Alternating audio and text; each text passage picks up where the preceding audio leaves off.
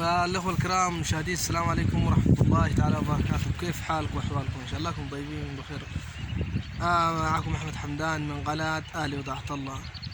حييكم جميعا يا جماعة، كيف حالكم وأحوالكم؟ إن شاء الله طيبين.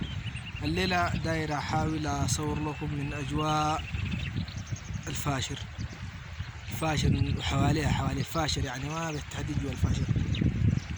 كان جاء أمطار سيول ثقيلة والحمد لله نعم كريم.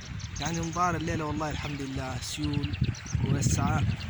كلكم أوريكم سيول الفيضانات والحمد لله. يعني أولا فيضانات هسه بالتحديد شمال غرب الفاشر، في منطقة شرق مشلباق. منطقة سموها طبعا سموها مشلباق، في اللي بيعرفها وفي اللي ما بيعرفها. أوريكم الفيضانات إن شاء الله. كلكم تشاهدون الحمد لله في قناة آل وضاحة الله. هاكم تشاهدون هذا الفيضانات، ده وادي بسموه وادي كفوت. يعني أول لهم سيلة للناس البلدين، أو البداية دي أول سيلة دي.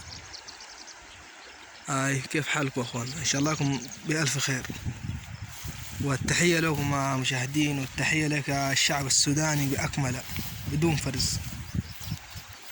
حييك يا الشعب السوداني كلكم مشاهدين الخارج والداخل الوطن الحبيب. دي الفيضانات عم نقولوا منطقة وادي كفوت. هم تشاهدون يدوب يعني الفيضانات مبتدئ، يعني يدوب مبتدئ. وده حوالي الوادي، يعني حوالي السيلان، وادي السائل يعني ده حواليه.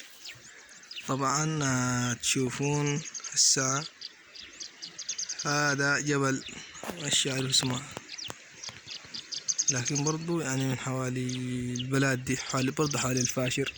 الحمد لله الحمد لله، نعمة كثيرة الحمد لله.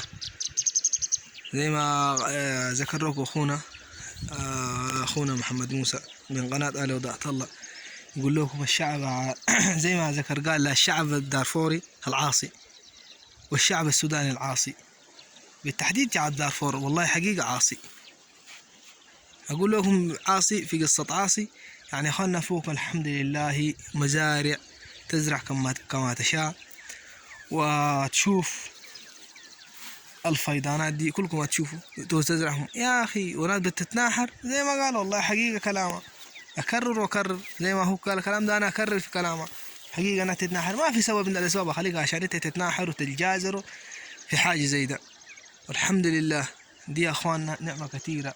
تزرع على كيفك وتحصد على كيفك، وأرض يعني منتجة مثمرة لكل ما دار تزرع أي شيء، ما عدا بني آدم بس هنا ما بنزرع. يعني اللي شيء ما بنزرع ما هو بني آدم ما بيزرع إلا الله، وشيء كل شيء بيزرع كله بيزرع ربنا. طبعا ده برضو جبال، يعني ماشي جبال أعرف اسمها، دي الجبال كورة ولا ما أعرف اسمها. السلام عليكم ورحمة الله تعالى وبركاته. شكرا لكم يا مشاهدين.